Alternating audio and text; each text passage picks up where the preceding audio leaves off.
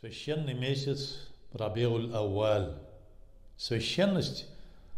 Кто-то спросит, почему священный месяц? Да потому что это месяц рождения пророка Мухаммада, саллаллаху алейхи ва саллям.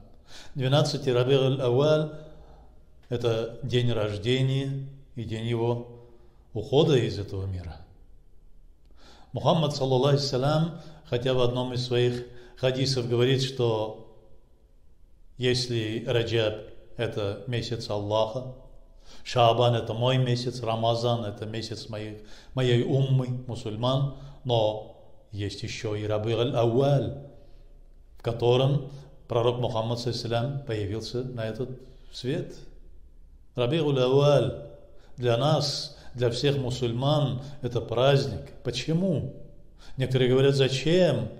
Почему такой праздник должен быть?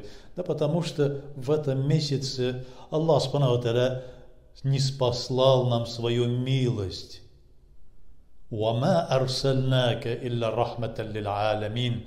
Да не спаслали мы тебя не просто так не спосылали, мы послали тебя, о Мухаммад, саллаллаху алейхи ва саллям, говорит Аллах Субхану ва Тааля в Коране, как милость для всех миров, как свет божественный.